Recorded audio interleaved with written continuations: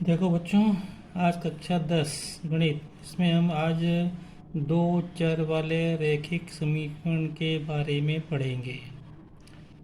तो कक्षा 9, 7, 8 और कक्षा 7, 8, 9 में आप एक चर वाले रैखिक समीकरण के बारे में पढ़ के आए हो। मैंने उसमें कुछ लिखे हैं। 2x+5 बराबर 0, x+5/2 बराबर 1, है ना। ये और भी तरह के उसमें से मैंने लिख दिया 3/2x-1 बराबर 7, इस तरह से लिख दिया। तो इसमें एक चर है, चर क्या है? एक्स है, ठीक है। तो इसमें ये जो चर है इसका गुणा में कुछ भी संख्या हो सकती है। जैसे यहाँ 2, यहाँ 1 हो सकता है, यहाँ पे 3/2 हो सकता है ना। तो इसको अपन क्या बोलते हैं? गुणांक बोलते हैं। अब इसके गुणा में क्या नहीं हो सकता? तो इसके गुणा में x नहीं होना, x के गुणा में 0 नहीं होना चाहिए, क्योंकि अगर 0 होगा तो 0 का गुणा इसमें करेंगे तो अपन 0 आएगा। तो यहाँ 0+5 आएगा, 5 बराबर 7 आएगा। तो x के चर के गुणा में 0 नहीं होना चाहिए, बाकी कुछ भी संख्या हो सकती है। तो यहाँ पे एक चर है तो इसका केवल एक ही हल, ये जो समीकरण है समीकरण का केवल एक ही हल होगा। तो यहाँ पे हल क्या होगा? यहाँ पे मतलब x का मान क्या होगा? यहाँ पे होगा x का मान -5/2, ये इसका हल है। हल का मतलब क्या है कि अगर मैं x के स्थान पे -5/2 रख दूंगा तो मुझे 0 मिलेगा। ऐसे यहाँ पे इसका हल क्या है? इसका हल कैसे मिलेगा? ये आएगा x बराबर 1-5/2, इसको हल करेंगे तो -3/2 आएगा, ये इसका हल है। अगर मैं x के स्थान पे -3/2 रख दूँ, इसको हल करूँगा तो 1 मिलेगा। इसी प्रकार यहाँ पे अगर मैं ये 7 है तो यहाँ से देखूँ तो x बराबर आएगा 8 8 × 2/3, तो 16/3 आएगा। तो ये 16/3 इस समीकरण का हल है। यहाँ पे तो कोई हल नहीं है, ये तो कोई मतलब नहीं यहाँ पे। अब हम बात कर रहे हैं अब दो चर वाले रैखिक समीकरण। दो चर वाले रैखिक समीकरण के बारे में हमने कक्षा 9 में भी थोड़ा बहुत पढ़ा है। तो मैं यहाँ पे लिखा दो चर, सामान्यतः हम दो चर x और y मानते हैं। तो 2x+y बराबर 5, ये इसमें दो चर है x और y, ये एक समीकरण है। समीकरण का मतलब आपको मालूम होना चाहिए कि बीच में क्या होता है, यहाँ पे कहीं तो भी बराबर होता है।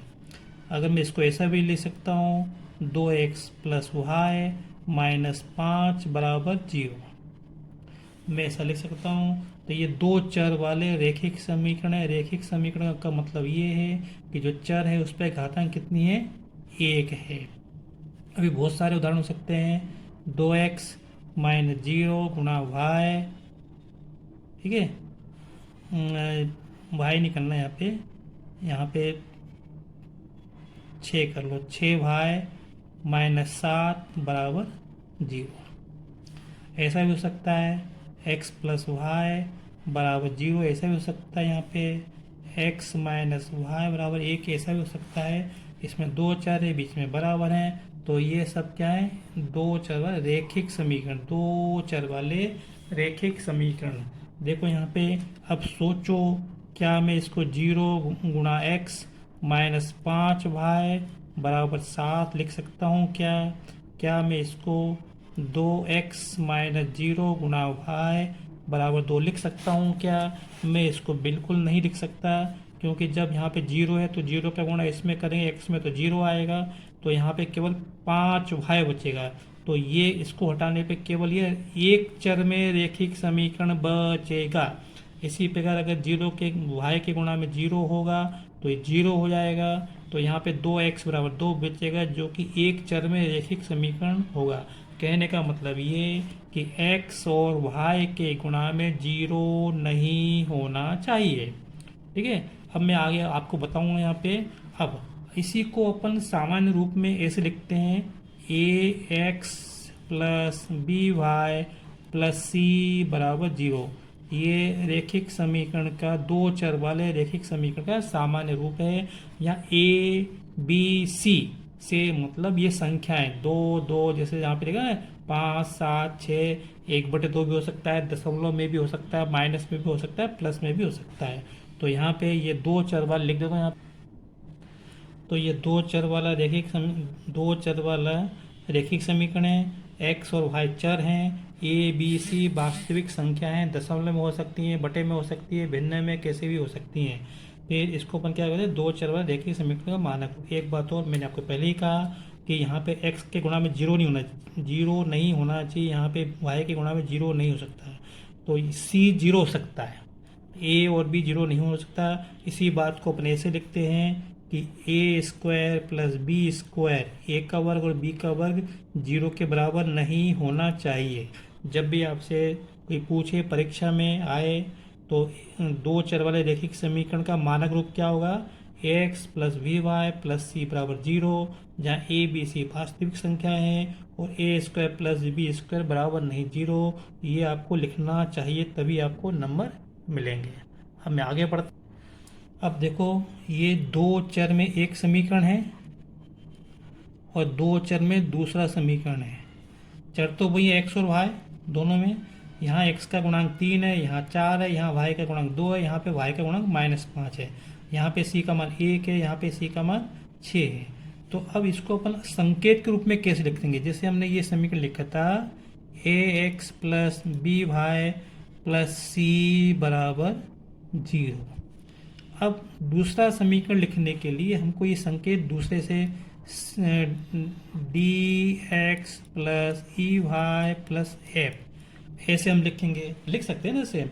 लेकिन जनरल भाषा में सुविधा के लिए हम यहाँ पे क्या लिखते हैं, इसके स्थान पर हम एस को ऐसे लिख देते हैं, a1x plus b1y plus c1 बराबर 0। और दूसरे समीकरण के लिए हम ए के स्थान a1 के a2x plus v2y plus c2 बराबर 0 ऐसे लिखते हैं। तो दो चर वाले दो रैखिक समीकरण को हम मानक रूप में इस तरह से लिखते हैं। एक के लिए a1x plus b1y plus c1, a2x plus v2y plus c2 बराबर 0। हम इसके स्थान पे कोई और संकेत भी उपयोग कर सकते हैं। तो a1 b1 c1, a2 b2 c2 क्या संख्याएं, वास्तविक संख्याएं। फिर यहाँ पे a1 का स्क्वायर और b1 का स्क्वायर जीरो के, उनका योग जीरो के बराबर नहीं होना चाहिए। तो मैं यहाँ पर लिख देता हूँ a1 square plus b1 square not equal to 0। ऐसे यहाँ पे a2 square plus b2 square not equal to 0। और साथ ही क्या है, a1 b1 a2 b2 क्या है, ये वास्तविक संख्याएं हैं।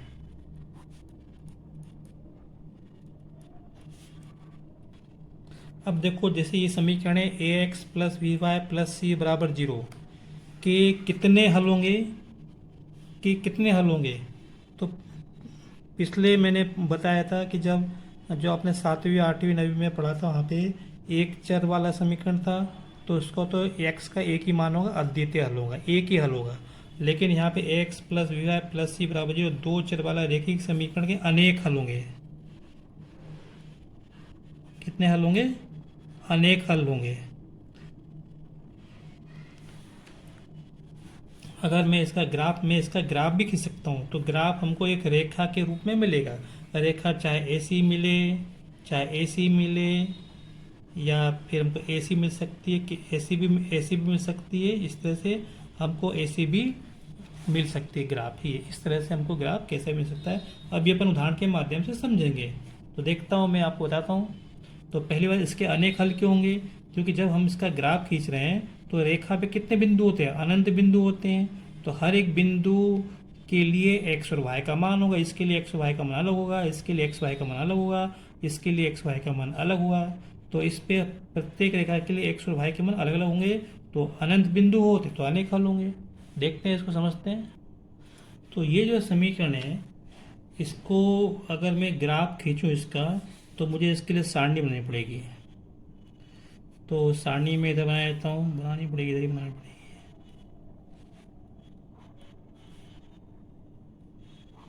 अब सारणी कैसे बनेगी आपको मालूम होना चाहिए कि इसमें हम एक्स या वाई को मान रखते जाएंगे। तो जैसे मैंने सबसे पहले वाई का मान रखा 0, तो एक्स का मान क्या मिलेगा 0। ये हम कक्षा 9 में कर चुके हैं, मैं आपको करके नहीं बता रहा। फिर रखा मैंने यहाँ पे वाई का मान 1 रखो, तो वाई का मान 1 रखा, तो एक्स का मान क्या मिलेगा 2। तो ये इसके 2 हल हैं इस समीकरण के। एक हल ये हो गया, दूसरा हल ये हो गया। हम ऐसे एक्स और वाई के मान दूसरे मान भी रख सकते हैं इसको अपन, ठीक है। तो हमको बहुत सारे हल मिलेंगे। फिर देखो ऐसे ही मैं इसके करता हूँ यहाँ पे,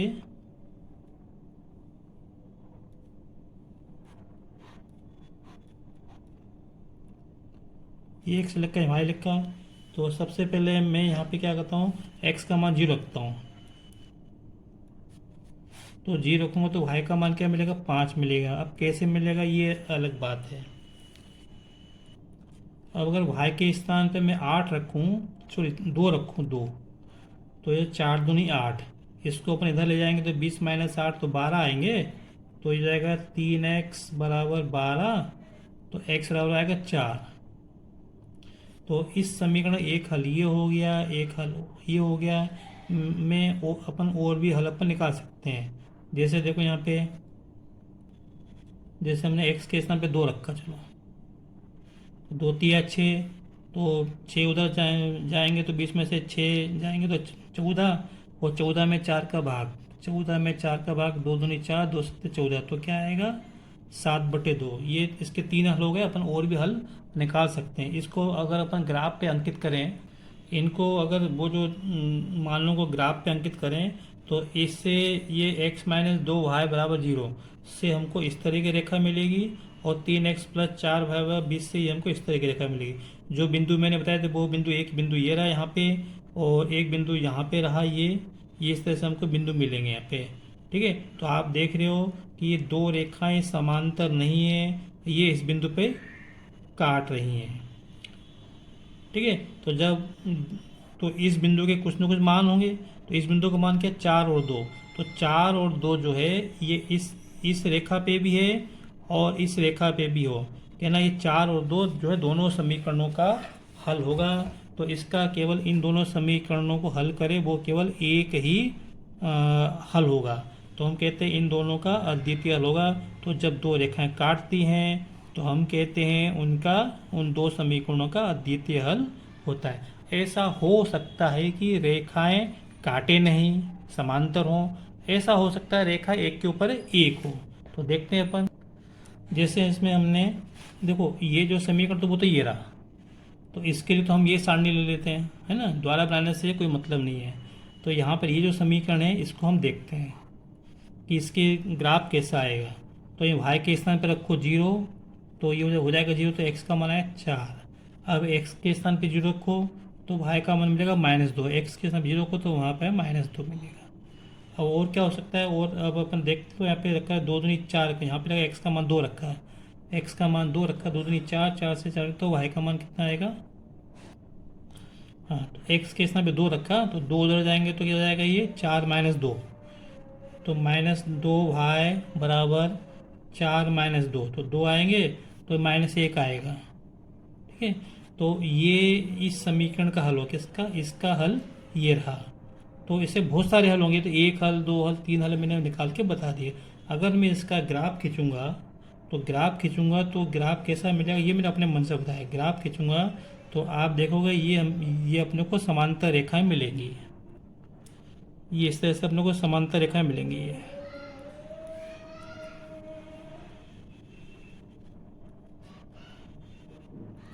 ये आप कितना भी आगे बढ़ाओ कभी काटेंगे नहीं, इसलिए यहाँ पे इस चीज़ में इनका कोई हल नहीं होगा। एक स्थिति ऐसी होती है रेखा के ऊपर रेखा हो, देखो देखते हैं।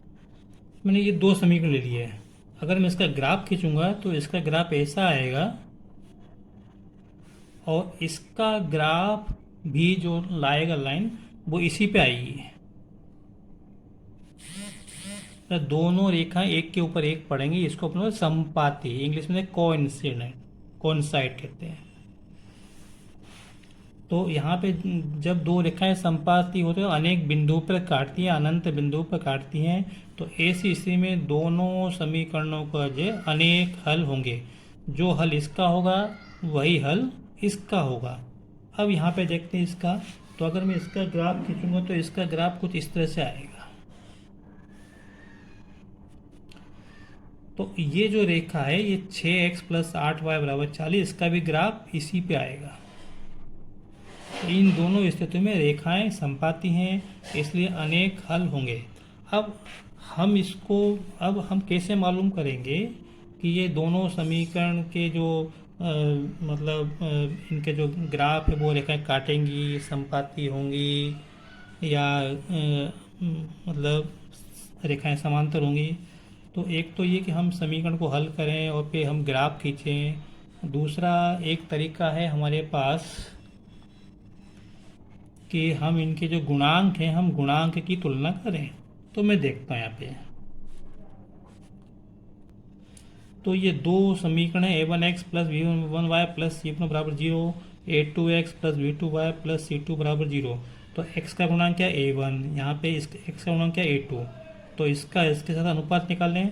और y के गुणांक क्या है b1 और b2, हम इसका इसके साथ अनुपात निकालें। और ये अचर राशि c1 का c2 के साथ अनुपात, मतलब a1/a2 और b1/b2 और c1/c2, ये हम अनुपात निकाल लें और हम इनकी तुलना करें। क्या हम देखते हैं, क्या ये जो पहले दोनों अनुपात अगर बराबर नहीं है, यदि पहले दोनों अनुपात मतलब बराबर नहीं है, अब ये अनुपात बराबर हो सकता है नहीं हो, कोई दिक्कत नहीं, लेकिन अगर ये दोनों अनुपात बराबर नहीं है तो हम कहते हैं दिए गए समीकरण के अद्वितीय हल हैं। तो हम क्या कहते हैं, दिए गए समीकरण के अद्वितीय हल हैं। अगर हम ग्राफ खींचेंगे तो दोनों रेखाएं प्रतिच्छेद करेंगी। तो दिए गए समीकरण का अद्वितीय हल होगा, अर्थात रेखाएं प्रतिच्छेद करेंगे। अब ऐसा हो सकता है कि ये दोनों अनुपात बराबर हों, तो देखते हैं अपन। अगर ये दोनों अनुपात बराबर हैं तो इसका मतलब इसका अद्वितीय हल तो होगा नहीं। अब दो स्थिति बनती हैं, दो स्थिति क्या, एक तो अनंत हल हो और कोई हल नहीं हो। तो ऐसी स्थिति में हमको तीसरे अनुपात को देखना पड़ेगा। तीसरा अनुपात क्या है, c1 c2। हम देखेंगे ये c1/c2 इसके बराबर है या नहीं है। अगर ये अनुपात इनके बराबर नहीं है तो हम कहेंगे कि दिए गए समीकरण का कोई हल नहीं होगा और रेखाएं समांतर होंगी। रेखाएं समांतर हो कहने का मतलब रेखाएं ऐसी हो सकती है, मेरे को मालूम नहीं, वो तो ग्राफ खींचने पे मालूम पड़ा कि ऐसी आएंगी, ये तो अपने को ग्राफ खींचने पे समझ में आएगा, ठीक है। या ये ऐसी आ रही हैं, तो जब काटेंगे नहीं तो कोई हल नहीं होगा यहाँ पे। एक तीसरी स्थिति बनती है कि ये तीनों अनुपात बराबर हों। अगर तीनों अनुपात बराबर होंगे तो दिए गए समीकरण के अनेक या अनंत हल होंगे और इस स्थिति में रेखाएं समपाती होंगी। कहने का मतलब अगर अपने को कोई समीकरण दिया है और उसके जो गुणांकों के अनुपात बराबर आ रहे हैं तो इसका मतलब ये है, जैसे एक समीकरण ये रेखा आई तो दूसरे समीकरण से भी रेखा इसी पे गिरेगी। मतलब समपाती हो सकता है कि एक रेखा ऐसी हो तो दूसरी इस तरह से इसके ऊपर से। एक बात और बच्चों, कि जब चाहे अद्वितीय हल हो चाहे अनेक हल हो, तो ये जो दोनों समीकरण का जोड़ा है, युग्म है, इसको हम बोलते हैं निकाय। तो इसको ये कहते हैं संगत, जो समीकरण है वो संगत है। और अगर कोई हल नहीं है तो हम कहते हैं कि जो समीकरण दिए वो असंगत हैं। इसको मैं एक समराइज करके लिख देता हूँ। तो ये दो समीकरण दिए, a1x + b1y + c1 = 0, a2x + b2y + c2 = 0। तो हम इसको बिना हल किए हम कैसे मालूम करेंगे कि जो समीकरण है इसके अद्वितीय हल हैं, कोई हल नहीं, या अनेक हल हैं। तो हम इनके गुणांकों की तुलना करेंगे, जो मैंने पहले बताया, मैं आपको केवल समराइज कर रहा हूँ। a1/a2 बराबर नहीं b1/b2, तो समीकरण के अद्वितीय हल होते हैं। अगर a1/a2 बराबर b1/b2 बराबर नहीं c1/c2, तो समीकरण के कोई हल नहीं होते। और अगर तीनों अनुपात बराबर हैं तो समीकरण के अनेक हल होते हैं। इस स्थिति में रेखाएं प्रतिच्छेदी होती हैं, मतलब कुछ इस तरह से होता है, रेखाएं काटती हैं, ठीक है। तो ये बिंदु के जो मान होते हैं वो इसका हल होता है। इस स्थिति में रेखाएं समांतर होती हैं, मतलब ये इस तरह से ये रेखाएं कैसे भी हो सकती हैं। ये समांतर मतलब समझना, ये जो दूरी बराबर होती है यहाँ पे, ये रेखाएं संपाती होती हैं। तो संपाती मतलब एक के ऊपर एक। देखो ये जो रेखा देखो ये कैसी है, समांतर है कि नहीं। देखो ये जो रेखा खींची मैंने बोला समांतर है कि नहीं, बिल्कुल समांतर है। अगर मैं स्केल लेके मैं ऐसी रेखा खींच दूँ तो ये बोला समांतर है कि नहीं, बिल्कुल समांतर। ये रेखाएं समांतर है, कभी काटेंगे नहीं। किसी कमरे की आमने सामने की छत कैसी होती है, समांतर होती हैं। छत और फर्श कैसा होता है, समांतर होता है। कितना भी आगे तक बढ़ाओ कभी काटेगा नहीं। एक बात और, यहाँ पे जब अद्वितीय हल हो या अद्वितीय हल होगा तो हम कहते हैं कि समीकरण निकाय के संगत हैं। तो यहाँ पे कहते हैं जब a1/a2 बराबर नहीं b1/b2 तो हम कहते हैं समीकरण संगत हैं। अगर यहाँ पे ये तीनों अनुपात बराबर हो तो भी हम कहते हैं समीकरण संगत हैं। ठीक है, अगर ये इस तरह से हो तो हम कहते हैं समीकरण असंगत हैं। तो ये इसका मतलब इन तीनों का संबंध ध्यान में रखो, इसको ध्यान में रखो। दूसरा मैं कहता हूँ कि ये जो लिखा है ना, इससे संबंधित या तो जोड़ियाँ आती हैं परीक्षा में या इसमें वस्तुनिष्ठ आते हैं। 100% एक कम से कम एक वस्तुनिष्ठ हमको मिलता ही है। तो इसलिए हम इस पाठ को अच्छी तरह से तैयार कर लें। पीडीएफ थोड़ा लंबा हो गया है लेकिन ये सब बताना ज़रूरी था। अगर आपको मेरा वीडियो पसंद आया हो तो इसे लाइक ज़रूर करें और शेयर करें। Thank you.